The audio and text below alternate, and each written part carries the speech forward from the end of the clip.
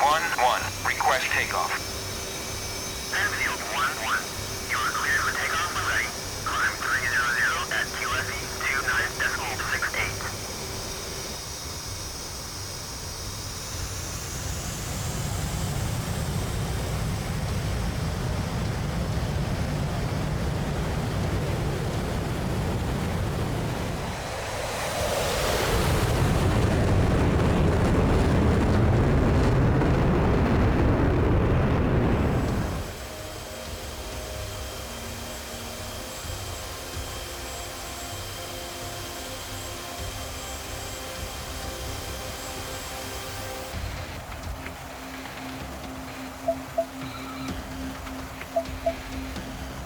G'day ladies and gents, and welcome back to DCS World with Mags, and welcome back aboard the A-18C Hornet. Now this should be my last Hornet video before the release of the module into early access, where you find people get to have a play with it as well. So for today's mission we're flying out in RAAF 77 Squadron colours, and we have a bit of an escort fighter screen mission put together. A high-value target has been located and a pair of US Air Force F-117A Nighthawks has been dispatched to eliminate it. Our mission is to merge with the Nighthawks, which we've done, and escort them to Waypoint 2. At Waypoint 2 they're going to break off and begin their own run on the mission. Our job is to climb out to 20,000 feet, make as much noise as we possibly can, annoy as much of the local air defences as we possibly can, and engage any hostile fighters in the region, opening a path for the Nighthawks to be able to hit their target. Now there are a number of hostile fighter groups operating within the area, mostly consisting of MiG-21s and MiG-29s. Our flight only has to worry about opening up a doorway for the Nighthawks into the target area. A pair of US Navy Tomcats are inbound from the Stennis and will be taking over patrol duties and escort duties for the Nighthawks as they leave the target area. Total time between fence in and the arrival of the Tomcats should be around 15 minutes.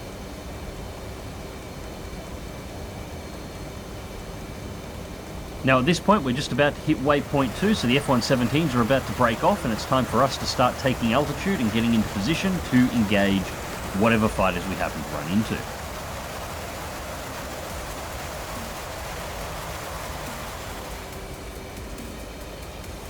So, set waypoint 3 and it's time to go to altitude. Now, I do have two external tanks on. These are mainly so I can ride the burners pretty hard to get altitude quickly from nav 2. Now, on approach to meet up with the F-117s, I did go through and preset all of the manual jettison or selective jettison options so we can drop the tanks as soon as we detect anything on radar. You can see the pylons already selected for selective jettison next to the fuel management screen underneath the left MFD.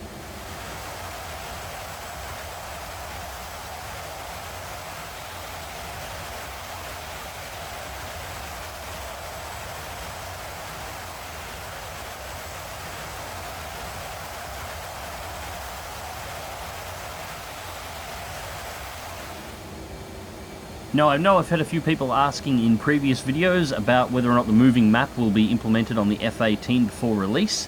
Yes, it has been. It actually came in on the last update to the alpha server before release, so you can see it down there just behind the flight stick.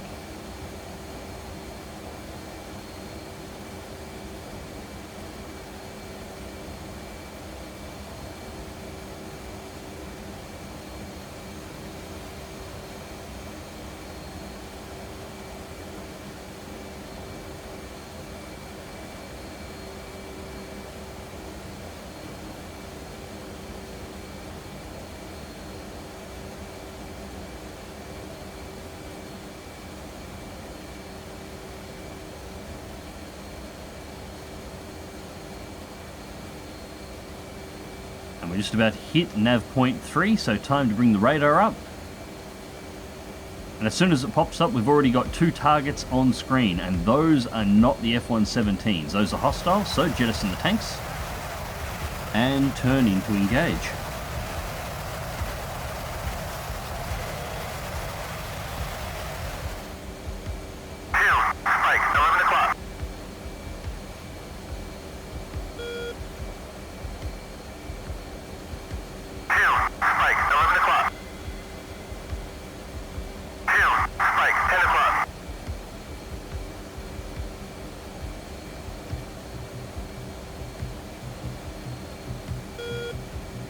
T.Flight.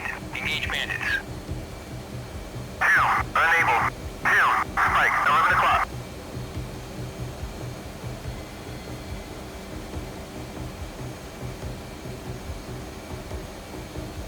And you'll have to get used to that beeping. That is the azimuth indicator or the radar warning receiver going off. And visual on target, it's a MiG-21.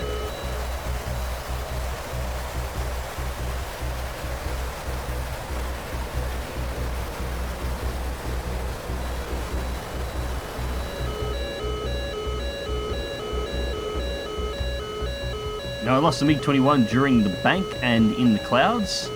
Once again trying to get my wingman to actually engage. I didn't realise he's not engaging at this point because the second MiG-21 has already merged with him. Current missile selection is the AIM-7M Sparrow, and we're in bore sight mode for ACM. Now I caught visual of a flare while I was in the bank here and realised that the second MiG is on the tail of my wingman, so I'm moving to intercept. And lock.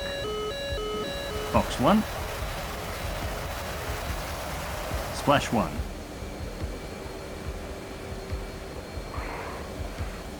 Now at this point I figured my wingman should be out of trouble, but apparently I drew him from the bottom of the barrel when it comes to AI. Continuing to bank over to check the wreck, and I actually catch sight of the second MiG-21 and my wingman moving in to engage him.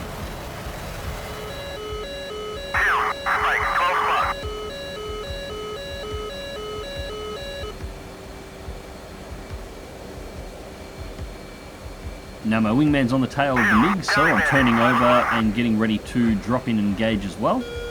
And I didn't actually catch how this happened, but somehow the MiG-21 managed to reverse it on my wingman in his F-18 and drop in on my wingman 6.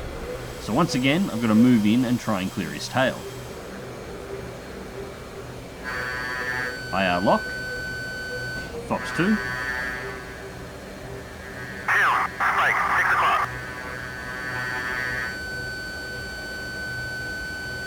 Unfortunately, the Sidewinder lost track, and I've got a pretty bad angle here. I don't reckon the shot's actually going to hit. So at this point, I'm just continuing to turn until I've got a better solution. Now at this point, the MiG breaks off and goes evasive. I figured he was breaking off because I was here, but as it turns out, the MiG's last shot took out my wingman. No notification of ejection, so the pilot was dead on impact. At this point I was coming in hot on the 21, so take it vertical and roll over to kill some speed and fall back on the MiG's position so I don't overshoot.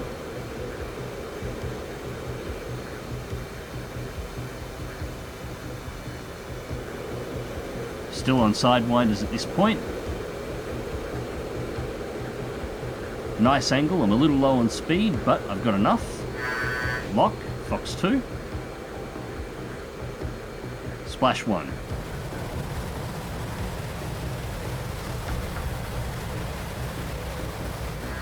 So at this point I attempted to contact 2 and realised that he's no longer in the communications list, so he is out of the fight. Now, I had to drop the tanks earlier than expected. I've lost a bit of altitude on where I was expecting to be, and I'm now alone. So while the rest of this mission does have a patrol moving further inland, where there are a number of MiG-21 and MiG-29 formations, I decided to hold to the coast and wait for the F-14s to arrive. Thankfully the F-14s weren't too far away, not that I noticed straight away.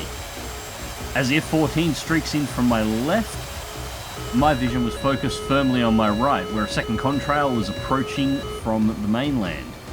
The MiG-29s have arrived. But with the F-14s in play, it's time for me to hand off the patrol to them and head home, or at least that was the plan. And there's the F-14s coming in.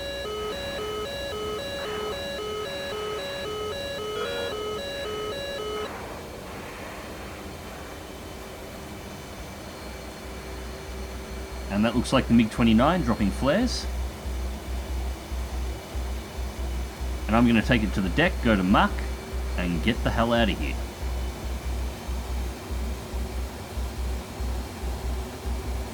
Altitude. Altitude.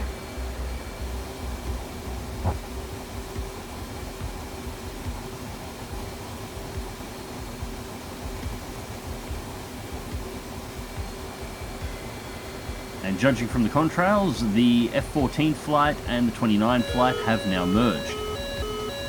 So I'm still getting pinged by the 29's radar at this point. It's not overly surprising, but I wasn't worried at this point. I figured the 14 would most certainly keep him busy.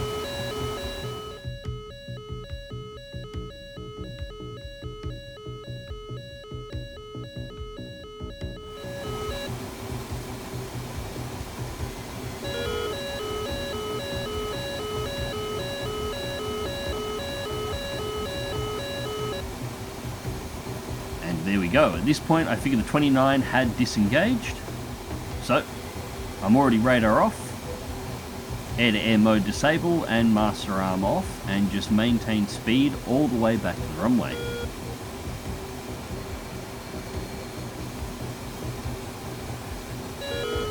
However, I may have jumped the gun just a little bit at this point. The F-14 did not continue the engagement with the first MiG-29, it moved on to engage a second one, leaving the first MiG-29 free to continue following me out over the strait. Like it or not, I'm gonna have to deal with this one before I can go home, so master arm and air-to-air mode reactivated,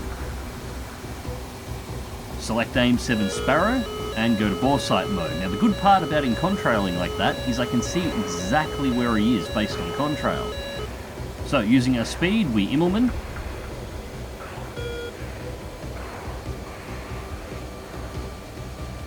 Bore sight, and we have lock. Now I was going to release the missile inverted, but I wasn't entirely sure how that would work, so roll out. Fox 1.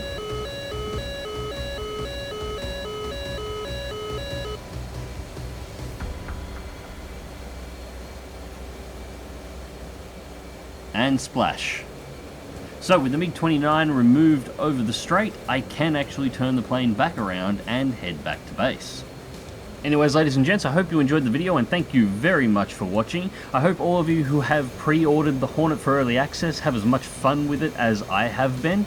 The latest patches to the Hornet put in a lot of the missing features. I'm pretty sure everything is actually in at this point, or at least everything that was planned for the early access release. I've been having a hell of a lot of fun in this plane. It's been fantastic to learn to fly. It is absolutely beautiful, and I'm sure you guys are going to love it too. Until next time, remember to click that like button, share and subscribe if you would like to see more, and as always, take care.